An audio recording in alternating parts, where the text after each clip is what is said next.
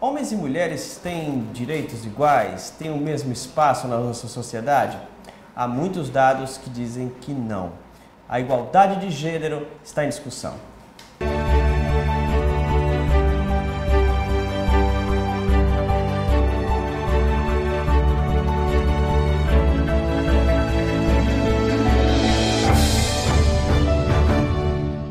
Para participar desta discussão, nós estamos com duas convidadas especialistas no assunto. A Rosane Araújo, que é promotora de Justiça da Mulher do Ministério Público da Paraíba, e também a Rita Rocha, ela que é articuladora empresarial do CinePB.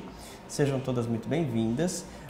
E eu queria começar fazendo uma pergunta-chave e vocês respondem de acordo com se vocês concordam ou não com essa expressão.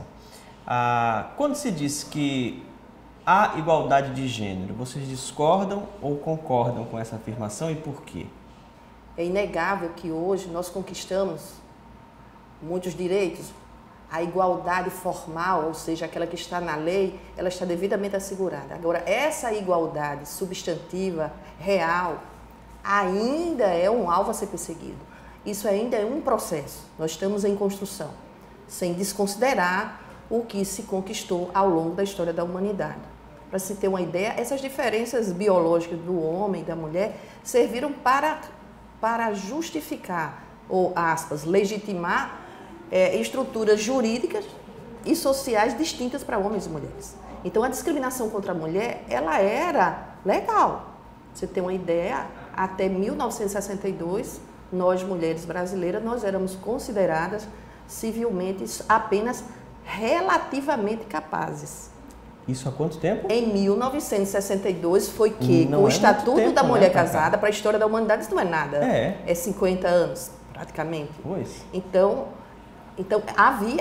era legalizada essa discriminação contra as mulheres. Então, nós temos hoje um arcabouço importante de leis, construída com muita luta dos movimentos sociais, e até que se tem hoje uma Lei Maria da Penha, que muitas pessoas perguntam assim, mas doutora Rosane, mas para que a Lei Maria da Penha? Eu digo, isso é uma política afirmativa para compensar historicamente o que as mulheres, ao longo da história da humanidade, ela foi considerada legalmente um cidadão de segunda categoria, né? Enfim. Então, a legislação, como ela se apresenta atualmente, ela consegue estabelecer, juridicamente falando, a igualdade. Sim. Falta as pessoas aplicarem essa legislação na vida. Porque nem sempre a cultura ela é possível ser desconstruída apenas com uma lei. Mas com um corpo com o andamento de normas dos anos, isso, por óbvio que educação, como se foi construído ao longo da história da humanidade, se levou tempo para se desconstruir muito mais. Então, há um esforço de todos, tanto é que hoje nós temos um sistema especializado de proteção à mulher, especificamente, não se trata, é o caso da minha área que eu trabalho especificamente, no combate à violência doméstica. Isso é um flagelo, não é só no Brasil, é um flagelo mundial.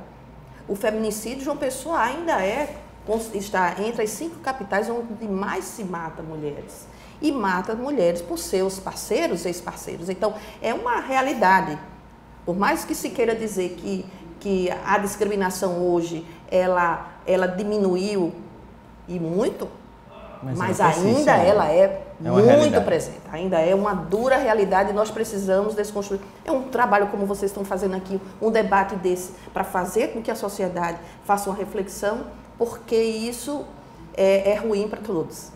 Vamos falar agora com a Rita. Rita, na sua opinião, a igualdade de gênero falta muita coisa para ser alcançada? Sim, com relação à oferta de emprego lá no Cine, muitas empresas ainda continuam ofertando para o sexo ou masculino ou feminino. Mas isso ainda pode? Porque eu tinha entendido que há um tempo atrás isso tinha sido derrubado, né? Justamente, o Cine hoje ele não tem no sistema dele mais essa opção de busca. Porque qualquer oferta de emprego que chegar no Cine está aberto tanto para o sexo masculino como para o sexo feminino.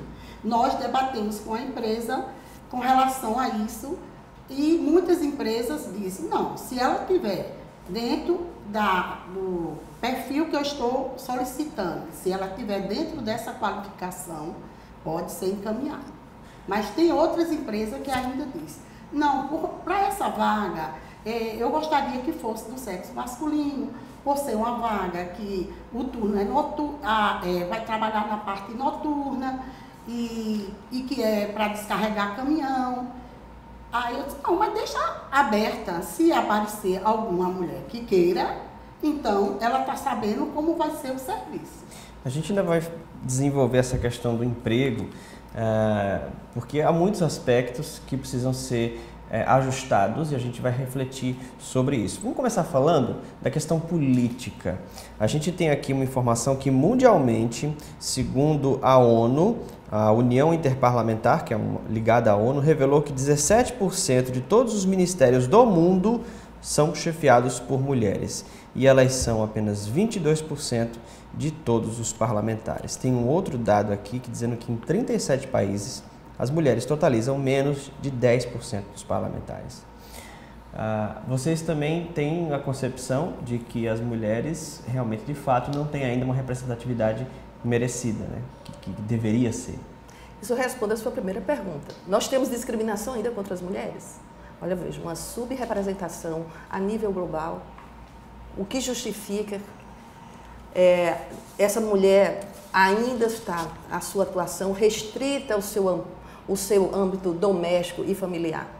Será que a mulher não tem capacidade? Será que a mulher não tem liderança? Será que a mulher não se interessa por assuntos ligados à política, às questões sociais? Não é? Por óbvio que não.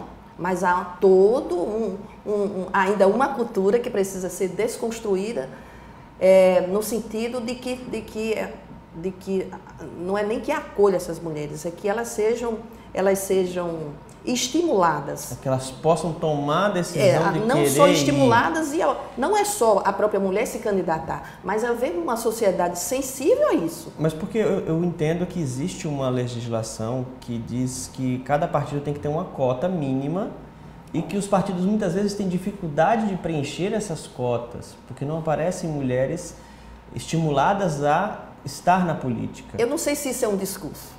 Eu não sei se é um discurso para justificar. Isso é o que a gente ouve dos partidos. Eu não sei se isso é um discurso para, aspas, legitimar e dizer, olha, não aparece, é porque não aparece. Será bem isso? Mas você falou que elas precisam ser estimuladas. Porque no Brasil a subrepresentação é tão gritante que dentro dos países da América Latina nós estamos inferior à representação do Paraguai, Uruguai, Peru, Colômbia, República Dominicana.